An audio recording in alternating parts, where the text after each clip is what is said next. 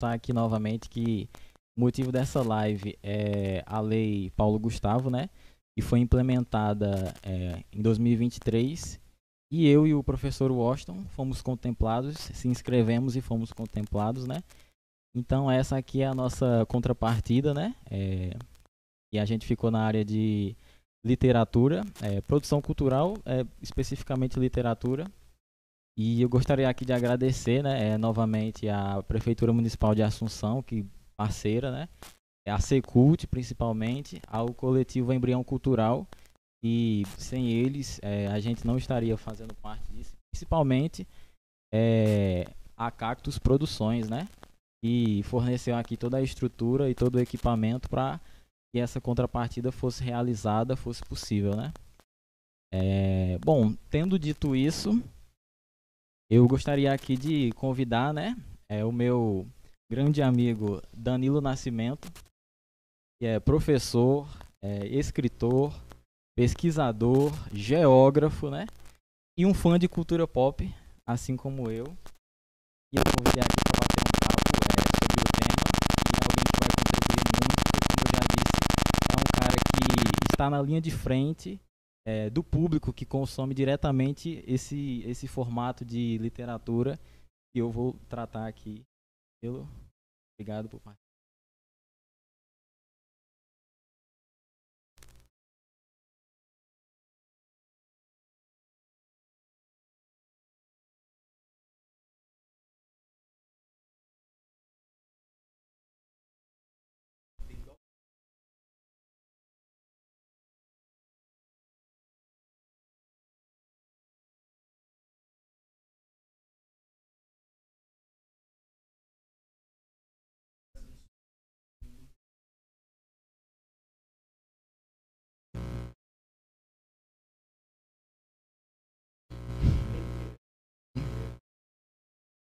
Então, Tivemos aqui um pequeno problema técnico e ele vai fazer a intro dele novamente. agradecer o convite, viu, Natan? É muito importante a participação numa live como essa e trazer uma discussão tão atual, tão recente, como essa discussão sobre cultura pop, né?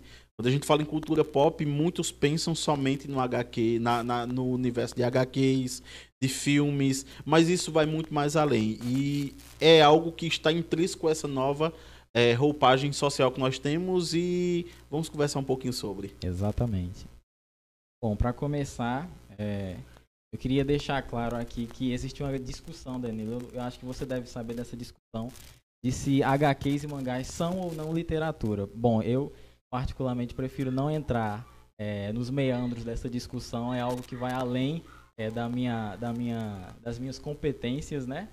E, bom, eu estou deixando isso claro para caso futuramente alguém venha me cobrar nos comentários da coisa, né? Que eu estou tratando literatura como quadrinho e mangá como se fosse literatura, mas só vou tratar esses dois elementos como sendo literatura para facilitar o diálogo que a gente vai fazer aqui, certo? Mas eu não vou entrar nesse meandro de se é ou não.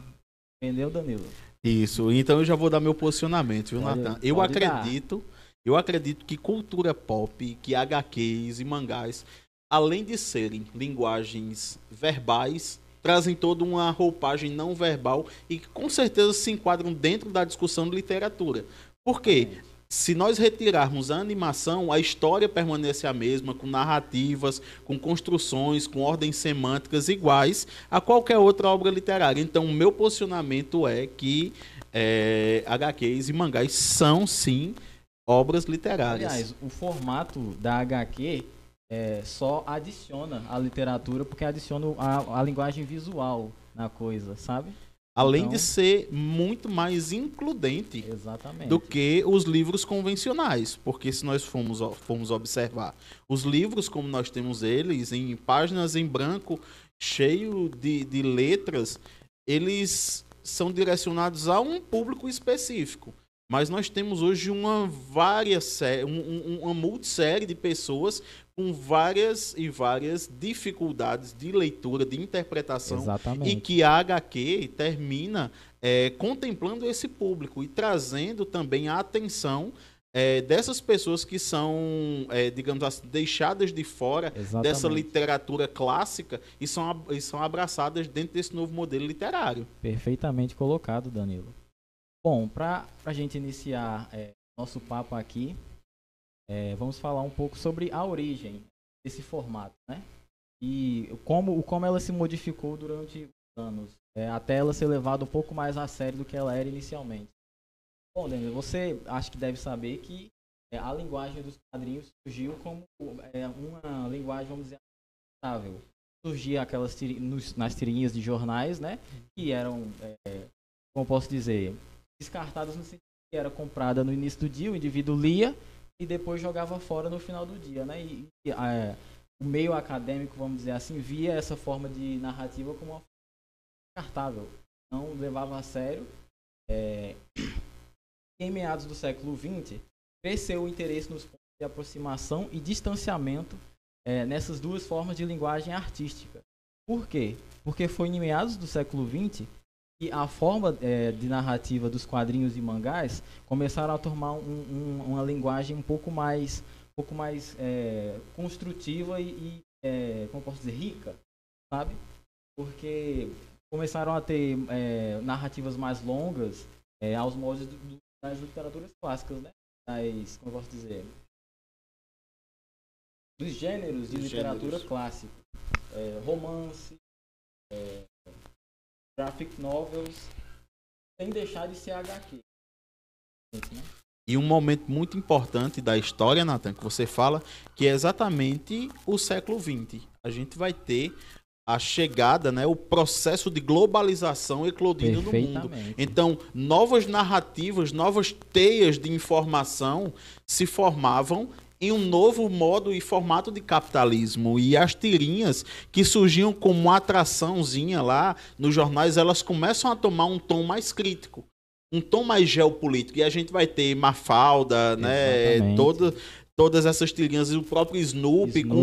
Com várias críticas às guerras, ao capitalismo selvagem. Até aqui no Brasil a gente tem as figurinhas, as tirinhas do Laerte, que eram muito ácidas nas suas críticas. Inclusive, é uma literatura que é completamente obrigatória para qualquer pessoa que queira adentrar a universidade. Porque se você abrir a prova do Enem ou dos maiores vestibulares do país, você vai encontrar Laerte, você vai encontrar Mafalda, você vai encontrar Geraldinho, todos esses grandes nomes e expoentes aí, com suas tirinhas lá, que trazem textos curtos, com animações satirizadas e com um contexto crítico social gigantesco, aquilo que é proposto na questão da prova. Isso é muito importante do professor Danilo falar, porque atualmente existe uma resistência por parte de algumas pessoas da área acadêmica em relação à dinâmica de ensino dessa forma de narrativa, sabe? Então é importante alguém do meio falar esse tipo de coisa para reforçar a importância dessa forma de narrativa como uma ferramenta de ensino. Muito bom, Danilo. Muito bom, professor Danilo. E é uma ótima ferramenta, Nathan, porque através da ilustração e dos textos rápidos e diálogos curtos, a gente consegue condensar um conteúdo que é muito grande em um fragmento pequeno e muito mais dinâmico, de fácil entendimento e fácil acesso ao público. E a figura do professor, como mediador dessas linguagens, ela termina sendo muito importante. Por quê? Porque ele termina proporcionando ao público estudantil o acesso a um conteúdo que é mais rebruscado, que ele necessita desses conteúdos para sua formação ética, social, escolar, e com certeza vai encontrar ele dentro das principais portas para estarem na universidade. Exatamente. Então, facilitar o acesso através dessa ferramenta ela é muito importante. Bom, basicamente o professor Danilo falou o nosso próximo tópico, brevemente, que é o impacto da literatura pop na nossa sociedade contemporânea, né? E assim como qualquer outra manifestação artística, os quadrinhos se inspiraram e impactaram na sociedade desde a sua criação, fazendo paralelos às situações do mundo real. Ou seja, os quadrinhos não só inspiraram, como impactaram diversas vezes a sociedade contemporânea. Eu posso citar aqui dois casos muito interessantes do impacto não só cultural, mas de forma prática. e até incisiva às vezes na sociedade de forma direta. Eu não sei se o professor Danilo sabe desse caso, é que em meados da época de 60, onde surgiu aquele movimento horrível chamado Ku Klux Klan. E, enfim, acho que eu não vou entrar em detalhes sobre isso, porque eu não sei completamente a respeito desse tema. Mas, não sei se o professor Danilo sabe, mas naquela época também tinha na televisão americana um programa de rádio, na televisão não, na rádio americana, um programa de rádio do Superman. E, tipo, o diretor e roteirista desse programa não era a favor, vamos dizer assim, do movimento, né? Que embora ele fosse branco, não era todos os brancos, vamos dizer assim, que eram racistas, né? Melhor dizendo, e tipo, ele se infiltrou na Ku Klux Klan e tipo, como participante e tipo, ele olha aqui os meandros do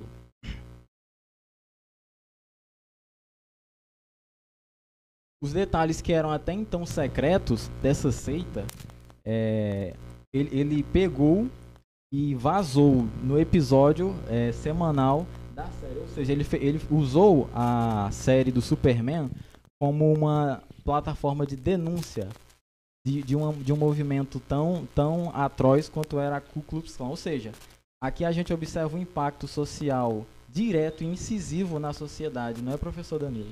Não, com certeza, Nathan. E quando nós observamos o grau de aperfeiçoamento dessas produções, a gente vai perceber que a cada dia que se passa, o universo dos HQs ele tem se tornado mais político e mais crítico. O surgimento, inclusive, de heróis baseado em pautas sociais tem sido, acho que a grande revolução desse novo século, desse novo momento. As grandes pautas de discussão que são trazidas vêm exatamente dessa importância. Então a gente vai ter histórias dentro do próprio Superman. Os X-Men são um exemplo disso. Perfeitamente. Um exemplo de luta contra o racismo de gênero. E é uma produção explícita sobre como os mutantes lutam pela aceitação, assim como o público LGBT hoje luta para ter seus direitos mínimos garantidos. Exatamente. Os X-Men são uma metáfora para as minorias, não é? Exatamente. Então, e a gente vai ter aí os X-Men trazendo toda essa discussão de minorias, e eu acredito que de todas as produções, seja a que traz essa discussão de forma mais incisiva mesmo, de forma até violenta em algumas produções, pelos discursos que são completamente absurdos, que são discutidos dentro da HQ. E que são discursos esses que a gente encontra na esquina, que a gente escuta às vezes na nossa mesa da cozinha, no almoço de domingo com a família. Discursos, né? Que são tão extremistas que a gente pensa que são raros ou difíceis de serem, né, difundidos na nossa sociedade, mas eles são mais comuns do que parecem, não é, professor Danilo? Exatamente. Na verdade, o pano de fundo que alicerça essas produções, esse grau de criticidade, vem justamente das necessidades do cotidiano, do combate cotidiano e de expor os problemas como nós temos. Da mesma forma com que os HQs dos X-Men trazem à tona toda essa atmosfera de preconceito, eu também consigo visualizar dentro das HQs do próprio Homem de Ferro como a indústria armamentista ela funciona e funcionou durante a Segunda Guerra Mundial. Explica a hegemonia dos Estados Unidos de ter vencido várias guerras sem nunca ter disparado um único tiro no seu território. Como é que os Estados Unidos fomentam a indústria da guerra e se alimentam disso pelo viés do capitalismo como ele se serve no mundo. Perfeitamente colocado. Você falou do Homem de Ferro e eu me lembrei que ele foi criado durante a Guerra do Vietnã. Nisso eu me lembrei que Star Wars também foi desenvolvido na época da Guerra do Vietnã. E eu não sei se o professor Danilo sabe, mas Star Wars, os Jedi e a Resistência são inspirados nos Vietcongs. E o Império é inspirado nos Estados Unidos. Eu não sabia e para mim agora faz muito mais sentido assim, a discussão quando a gente faz essa analogia. Muito bom. E a indústria dos quadrinhos é uma fonte de emprego para muitos artistas e escritores talentosos em todo o mundo. E suas criações têm o poder de inspirar e entreter pessoas de todas as origens e idades. Só para vocês terem uma ideia, eu estou aqui com dados divulgados pela Associação de Editoras de Livros e Revistas do Japão. E ela diz que as vendas totais de revistas e livros de quadrinhos, tanto digitais como impressos, aumentaram 0,2% em 2022, somando um valor de cerca de 677 bilhões de ienes. E isso equivale, sabe ao quê, professor Danilo? 5% do PIB do Japão. Não é pouca coisa. E é um dado muito importante, e também tem uma questão cultural, né, Nathan? Sim. Que no Japão, China, em toda aquela região asiática, o consumo deles desse tipo de material é gigantesco, é altíssimo. Aqui no Brasil, nós conhecemos pouquíssimos desses gêneros, até porque os que ficaram mais famosos pra gente, né, foi o formato shounen, que a gente vai ter um enredo simples, com a utilização de poderes e transformações, e aí a gente vai ter... E um protagonista que tem um objetivo. E um objetivo, assim, muito, muito fixo na cabeça, e esse protagonista sempre é engraçado, além dele ser o principal, ele é o alívio cômico. A gente tem um exemplo de Dragon Ball, de Naruto, One Piece, um dos mais famosos. E alguns mais hoje. recentes, como Boku no Hero, Black Clover, entre outros. E aí, essas questões permeiam a gente aqui dessa forma, só que lá no Japão, lá dentro da cultura deles, eles consumem vários tipos e vários gêneros de animes, inclusive novelas inteiras produzidas através de desenho. Enquanto aqui no Brasil, a gente está assistindo novelas feitas por atores e com aquelas narrativas medianas, como nós vemos, né? Que trazem uma discussão rala sobre algumas questões sociais e constroem uma visão preconceituosa de Nordeste. Exatamente. Porque eu vejo que as produções brasileiras, o estereótipo do Nordeste é o gigantesco. Aquele sotaque nordestino que a gente vê nas novelas, ele não existe. Nós não falamos assim aqui. Como o Belchior canta, mesmo o Nordeste é uma ficção. O Nordeste nunca houve. Enquanto a gente tem esse tipo de indústria que funciona aqui no Brasil, a gente vai ter o Japão com uma produção enorme, com novelas e enredos de romance gigantescos feitos a partir dos animes. A gente tem uma forma de popularizar isso, né? Os coreanos com o dorama, né? Que tem uma galerinha que tá aí que gosta bastante desse gênero. É muito em alta. Só que isso não é novidade pra gente aqui, mas lá já é algo que é ultrapassado e que movimenta uma indústria gigantesca, né? Bom, passando para o próximo tópico, literatura pop, cultura e educação. A gente pode concluir, professor Danilo, que a literatura pop desempenha um papel importante não só na cultura de uma sociedade, mas na cultura de uma cidade, pois reflete e representa aspectos contemporâneos da sociedade. Muitos desses aspectos estão ligados à formação de movimentos de contracultura e cultura secular, que estão intrinsecamente ligados à cultura pop e à literatura pop, não é, Danilo? Com certeza. Há uma interligação completa nesse âmbito e dentro da própria educação, Nathan, porque há uma popularização enorme desses gêneros. A gente não há como mais fugir disso. Uma coisa que é interessante, na nossa época, esses gêneros eles eram excluídos até dentro da nossa própria casa. A gente era proibido de assistir certos animes, a gente não podia jogar qualquer tipo de jogo. Existia aquela lenda do Yu-Gi-Oh! Exatamente. Existia aquela lenda do Yu-Gi-Oh! Ser as cartas do diabo, né? Exatamente. E há uma quebra disso. Por quê? Porque aquele público que assistia e que era marginalizado na época, hoje é o público que se transformou em professores, em pais, em consumidores, e que conseguem trazer essa essência que esse tipo de material produz, né? Então... e temos aqui dois exemplos de pessoas que eram telespectadores e consumidores desse tipo de cultura e se tornaram profissionais que utilizam, né, como forma de ferramenta e tudo mais, e seguem sendo consumidores. E é aquela coisa, Nathan, eu não digo que eu nem utilizo nas minhas aulas cultura geek. As minhas aulas são em cima de cultura geek. Por quê? Perfeitamente. Se eu for trabalhar questões de globalização ou trabalhar questões de guerras mundiais a partir do livro somente, a aula se torna monótona e chata. Mas quando eu consigo trabalhar as guerras mundiais, a partir da figura do Capitão América, a coisa muda de tom. Porque todo mundo conhece o Capitão América, todo mundo que está em casa assistiu os filmes. Então a gente consegue trazer e fixar isso de uma melhor forma. Então, dentro da escola, a cultura geek, os HQs, os animes são forte aliado ao professor que esteja aberto a incorporar a sua prática metodológica a essas discussões. Porque ele vai estar falando a língua do jovem, a língua do estudante. Pessoas se mobilizam durante um ano inteiro para assistir estreias de filmes. Nas escolas, os nossos alunos pedem, às vezes, para a gente parar a aula, para a gente poder exibir um filme que retrate cultura nerd. A gente assistir lançamentos, a gente tem que entender que nós moramos numa cidade distante, o cinema mais próximo da gente aqui está a mais ou menos 120 quilômetros. Então, quando nós trazemos esse universo para a sala de aula, a gente populariza, facilita o acesso e transforma aquele conteúdo em ferramenta pedagógica. E aí você se diverte e aprende ao mesmo tempo. Eu confirmo a afirmação que ele fez aqui, porque ele e o professor Washington já organizaram 2 eventos com essa temática, dos quais eu participei de ambos, e a mobilização dos alunos era realmente enorme.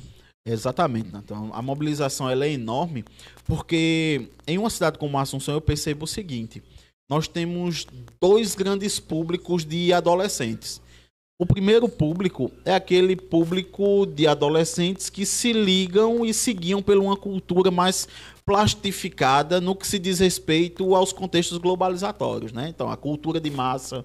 E aí se envolvem com a quadrilha, com a junina, com o Maurício que está aqui, a gente conversava aqui em off. O público da junina hoje é um público extremamente jovem, porque a gente há essa oxigenação natural dos mais velhos saírem e um público cada vez mais jovem participar. Mas existem também pessoas no nosso município que eu acredito que foram adolescentes como nós, que não dançava, que não ia para festa, que curtia um tipo de música diferente, e naturalmente é o público que se enquadra dentro dessas questões. E durante a pandemia, Nathan, é importante frisar que pessoas que não consumiam esse tipo de conteúdo começaram a consumir. Exatamente. E esse público agora ele chega no ensino médio, ele chega para a gente e é muito mais fácil a gente criar eventos como o evento que nós temos lá no João Rogério, que tem um engajamento muito grande dos nossos estudantes. A gente tem uma participação enorme com desenhistas, com pessoas que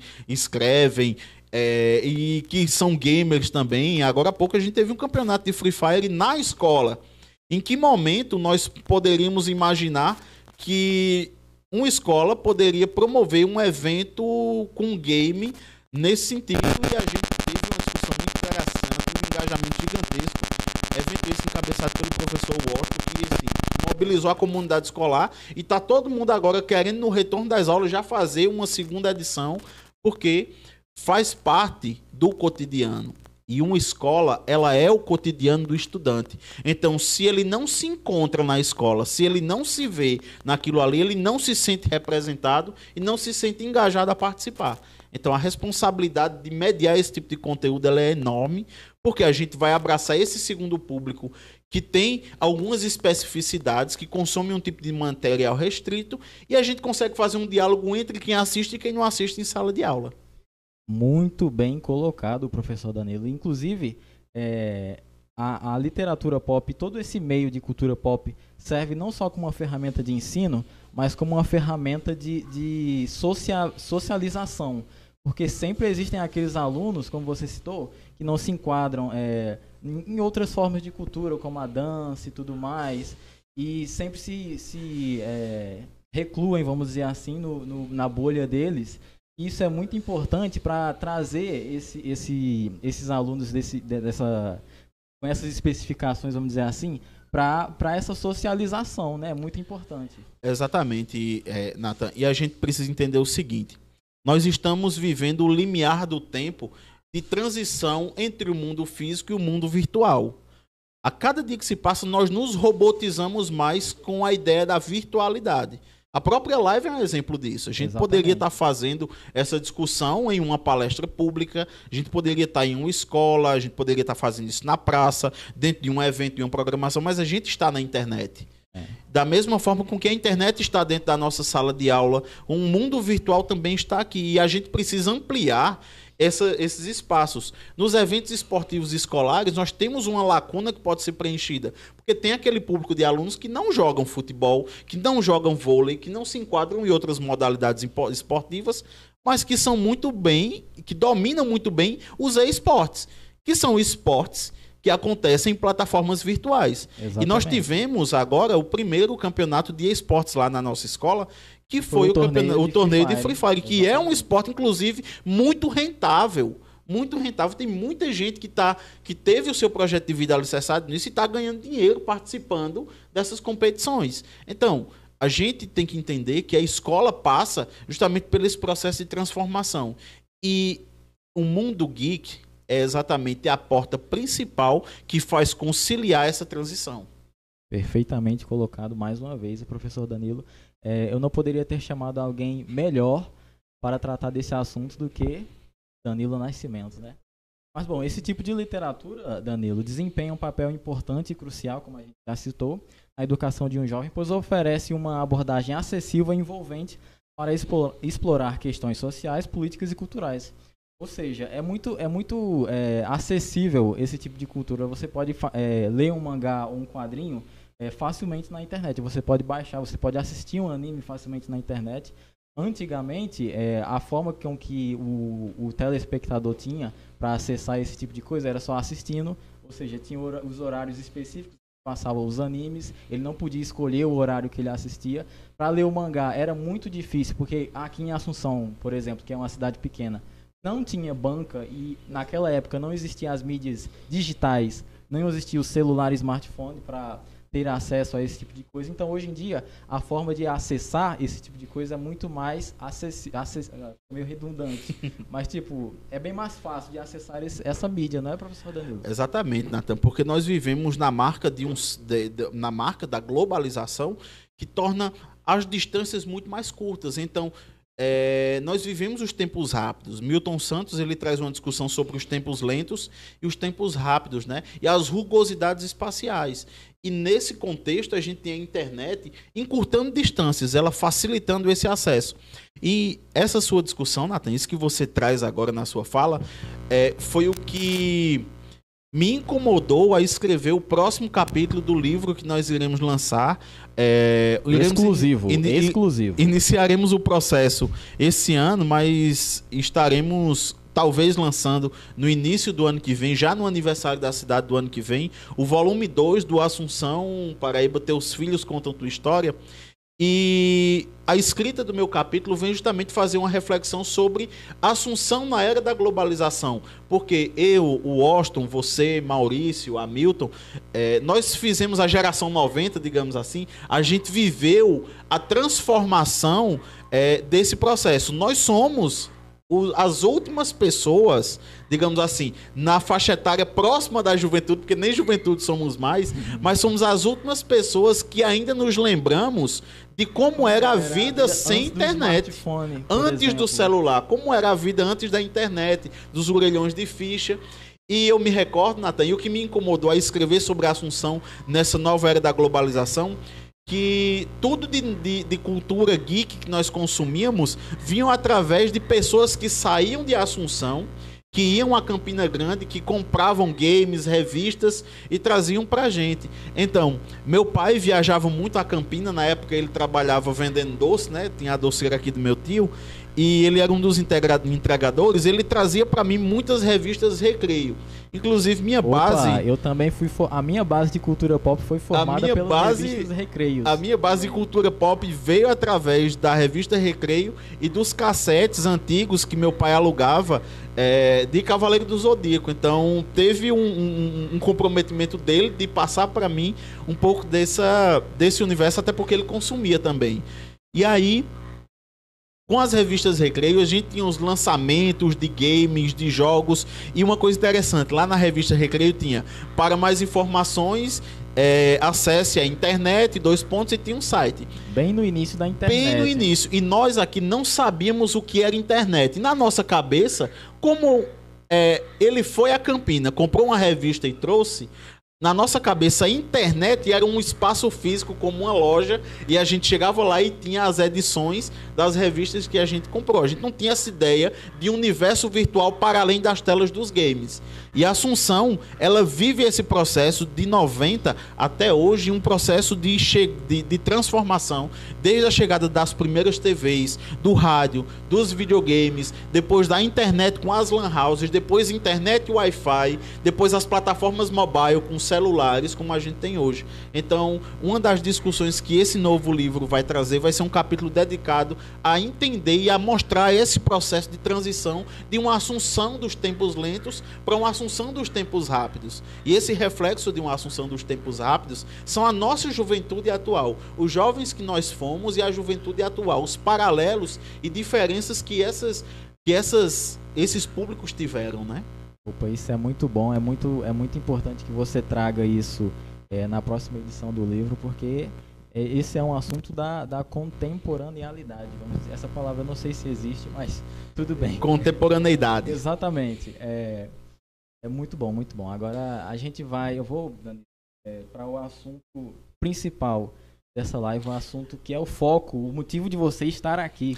Antes de você ir, deixa eu só dar um alô pra galera aqui. Tem uma galera aqui bacana interagindo com a gente. Samuel diz assim, que diálogo bom, cara. Parabéns a gente pelo diálogo. Diz que a gente deixa ele distraído até chegar a resposta, isso é muito importante. Ele exaltou aqui o grande rei Akira Toriyama, né, que faleceu ultimamente. Exato. Faleceu ultimamente não, né? Porque a gente só falece uma vez. Recentemente ele faleceu. Para quem não conhece, Akira Toriyama é o escritor de uma das maiores obras do Shonen mundial, que é Dragon Ball Z, né? Dragon Ball Z, Dragon Ball GT, Super. Enfim, todas as variações de Dragon Ball. E ele também acrescenta aqui, Samuel diz o seguinte, que atualmente a cultura pop é uma grande forma de socialização em todos os termos que entender. Por exemplo, uma simples conversa se chega a gostos pessoais e muito mais. Exatamente. Eu acho que Samuel, um dos poderes desse mundo geek é justamente a afinidade social com que ela traz. Você vê naqueles eventos como a CCXP ou até mesmo em pré-estreias ou lançamentos de filmes, pessoas que nem se conhecem, quando se encontram, tem uma conexão que parecem que são irmãos, não é? Exatamente. Igual aquela sensação de você estar em um local com muitas pessoas e você avista alguém com a camisa de Goku, né? De Dragon Ball. Você olha, aquela pessoa ali é um velho conhecido que eu não sei o nome, né? Perfeitamente. Sim, Danilo.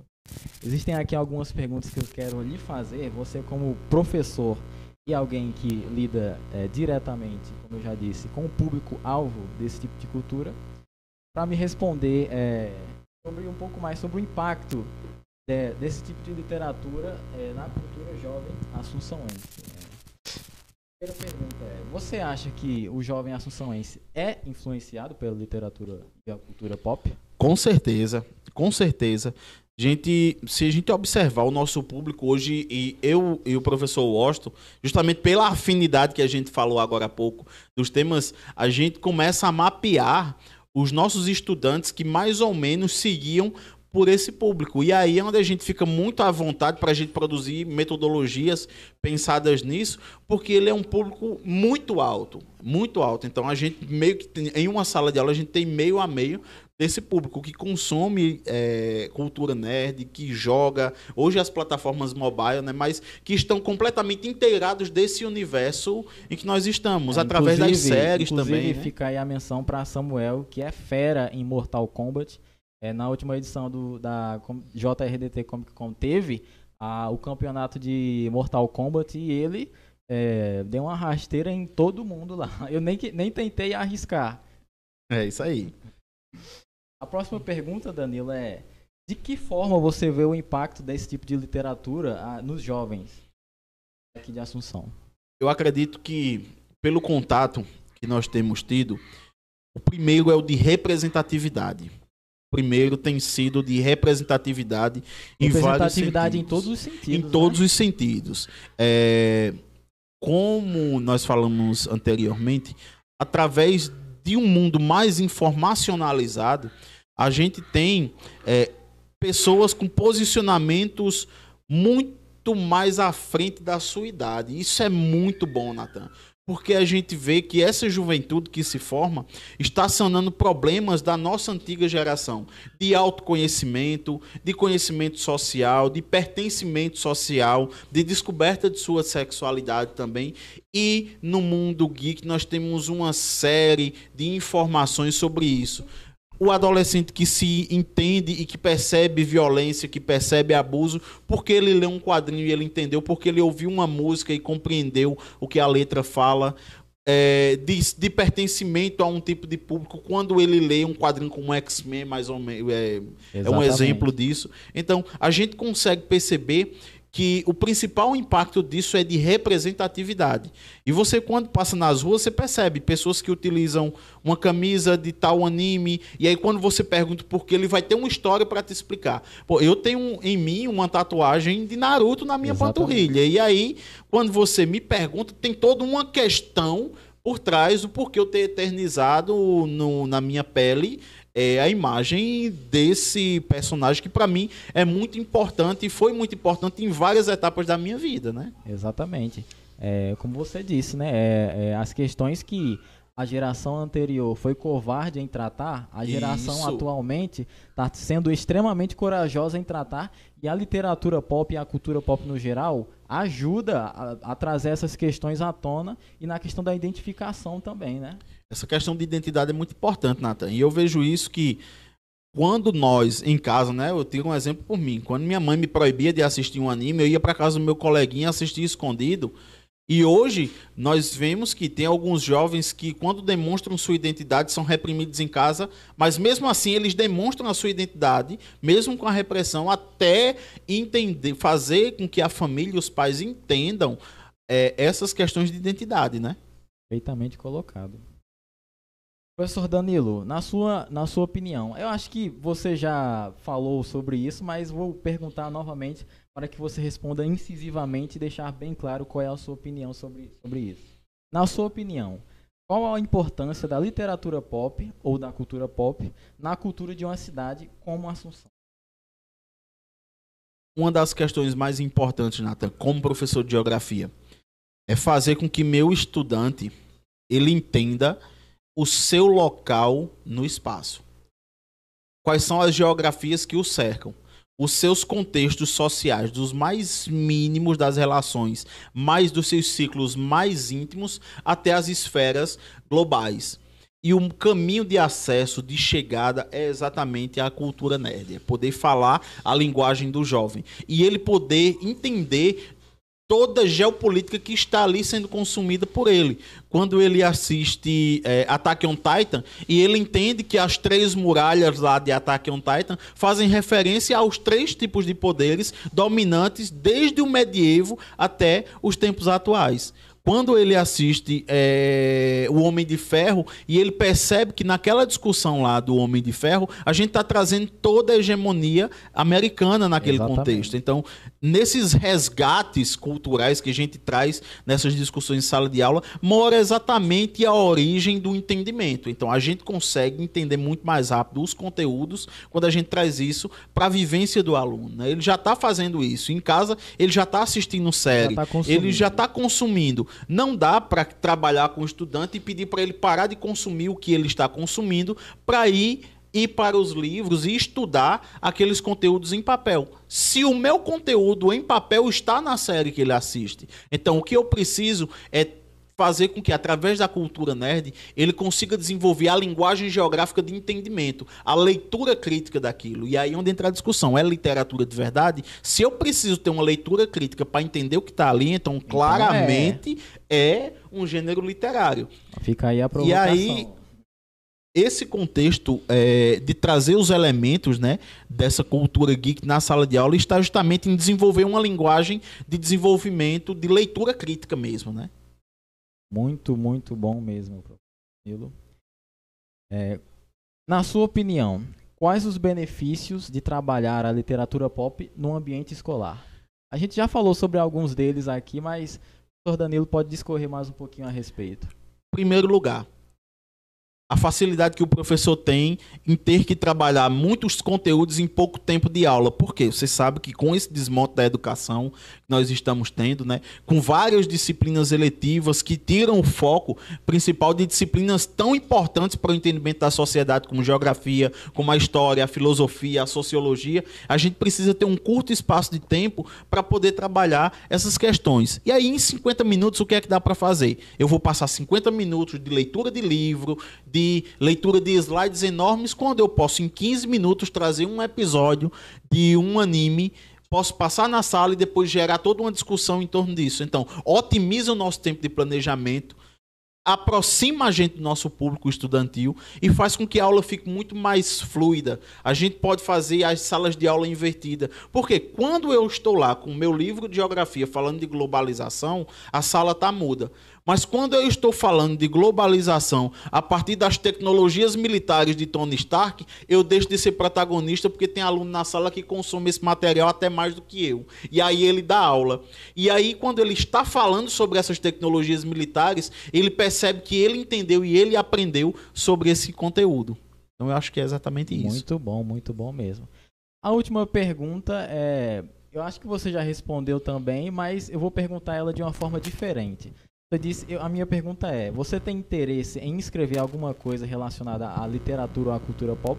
Você disse que o próximo capítulo do livro relacionado sobre a história de Assunção vai ter um capítulo a respeito disso, né? A próxima edição do livro. Só que você tem interesse em escrever alguma coisa relacionada à literatura pop original, no sentido de uma história original criada a partir da sua mente, uma coisa, sabe, inédita? Nathan, assim... A gente já conversou, inclusive, sobre isso em off.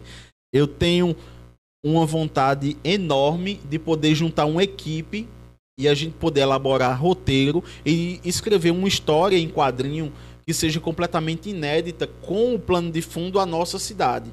Eu acho que, ao mesmo tempo que a cultura nerd ela tem sido uma porta muito boa, a gente precisa gerar um pertencimento de identidade também. Movimento contrário, porque quando a gente consome esse tipo de conteúdo, a gente também consome muita cultura externa e a gente se americaniza demais. Então a gente precisa, ao mesmo tempo que consumir esse conteúdo, também produzir algo que gere em nós essa identidade. E preservar a nossa Exatamente, e preservar. E em Assunção nós já temos uma figura que pode ser explorada. Nós temos um personagem pronto, que é o Homem Maribondo. E aí...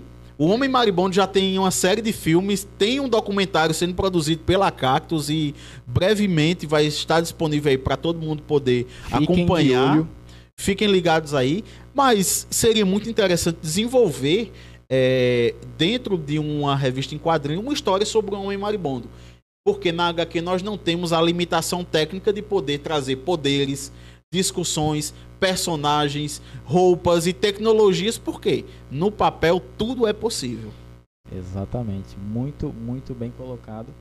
E eu acho que é isso, eu acho que a gente já bateu um papo interessante aqui. Gostaria de agradecer novamente aí a todos que estavam presentes na live, que estão ainda. Mandar um abraço para todos, mandar um abraço para Samuel, né, que estava presente aí. Gostaria de pedir desculpa se eu travei um pouquinho alguma fala minha. É uma plataforma que eu não estou acostumado, estou me acostumando aos poucos com essa dinâmica de comunicação. E é isso, professor Danilo. Tem só uma perguntinha aqui de Léo. Léo disse que gostaria de saber se seria importante abordar esses assuntos dentro da sala de aula, na qual, na maioria, vivenciam aulas inteiramente fadigantes. Aí minha resposta para você, Léo, é a seguinte: sim e não. Não dá para a gente planejar todas as aulas que você tem da BNCC através de Cultura Nerd. Dá para a gente utilizar o elemento em várias vezes, em várias formas, em vários conteúdos. Mas, às vezes, certos conteúdos precisam ser digeridos, mastigados, sentar lá, né, o bumbum na cadeira, pegar o livro, estudar mesmo. Até porque o professor, ele precisa ter esse diálogo, ele precisa ter proximidade, e a cultura nerd, né, o HQ, ele gera um vínculo, mas ele não deve ser o carro-chefe da sala de aula. Exatamente. Isso serve para se estabelecer vínculos, ampliar discussões, ampliar memórias, mas estabelecer isso como o fator principal da aula, eu acredito que não dá montar todo uma grade, até porque iria ficar extremamente fadigante. Imagina só, você chegar na escola, Nathan, e você ter 9 aulas no dia, e 9 aulas ser sobre Homem de Ferro, Não tem como, né? X-Men, Homem-Aranha. Chega um momento que até o que você gosta lhe fadiga. É igual você comer um pote de doce. Quando você almoça, que você tá lá com o sabor do almoço, uma colher de doce de leite bem gelado, é muito bom. Na segunda colher de doce de leite, você já dá aquela arrepiada. Na terceira, amigo, você já não quer mais. Então, é preciso dosar entre esses conteúdos e quem está em casa entender que estudar é sentar o bumbum na cadeira, ter vontade e persistir. Como é o nome dele?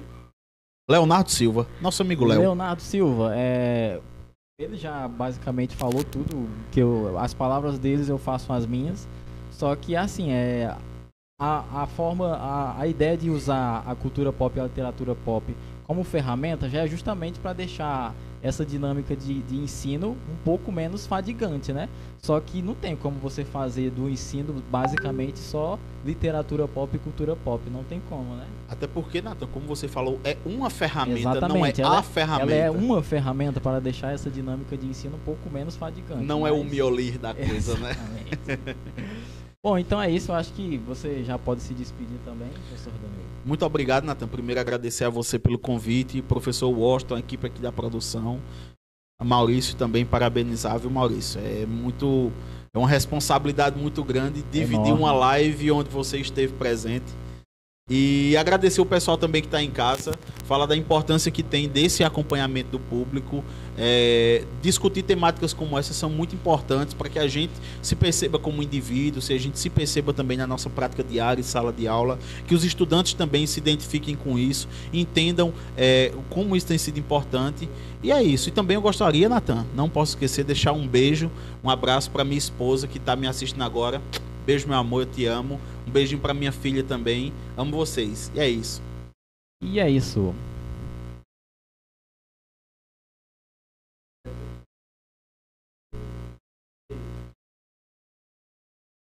Sim, o professor Washington acabou de informar que está organizando o sorteio aqui para divulgar aqui o vencedor na live, né? Você pode vir aqui no lugar do professor Danilo para passar mais informações a respeito de... Ok, ele está organizando ali.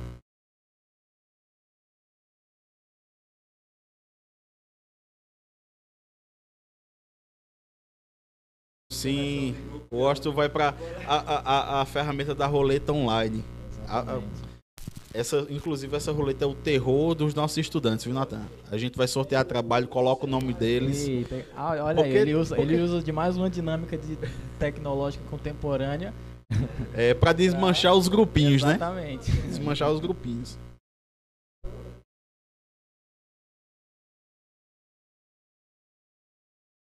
E aí, tudo pronto?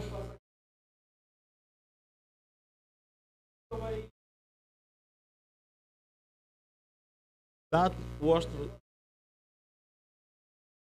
professor Washington está aqui organizando a roleta do sorteio. Ele vai trazer a telinha aqui para frente para vocês verem na íntegra quem ganhou o livro, né?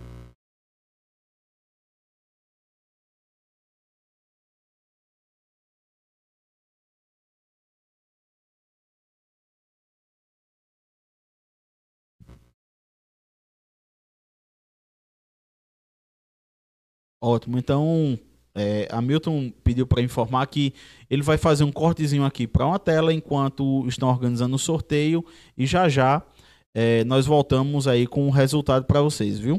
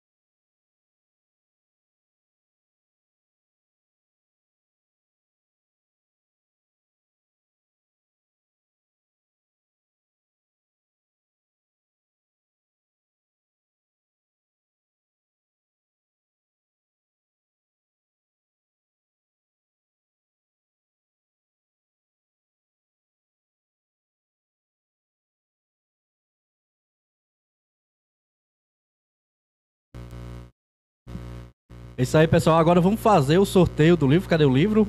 Pega aí, Natan, você tá aqui com o livro, né? Então, as pessoas que estão participando, as pessoas que contribuíram ativamente, né, para a nossa live, confiram aí se está todo mundo, né? Samuel, Leonardo Silva, Rafael Leonardo, Dani Souza, Joselita Nascimento, Maria Aparecida, Iracema, Hércules e Sandra, né? Então, estou aqui com a roletazinha aqui, ó. E eu vou colocar. Fiquem ligados que agora vai ter o sorteio, ok? Roleta girando. Dá para fazer o close aí. Hamilton na técnica e agradecer a Cactus Produções, né? Melhor cobertura da região. E aí parece que Leonardo, nosso querido Léo que estará também com você indo para Campina Grande fazer. Léo, ele decidiu, né, seguir o caminho mais espinhoso, que é se tornar um cientista social. Sim, com certeza. Eu vou entregar em mãos.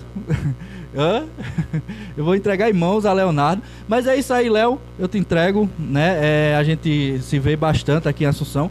Natan, é isso. Agradecer, né? Nós fizemos nossa prestação de conta. Exatamente. E se você gostou, né, da nossa live, gostou das temáticas discutidas aqui, compartilha aí, manda pra galera, divulga nosso canal, se inscreve no canal e valeu, obrigadão. Exatamente. Então, valeu, galera.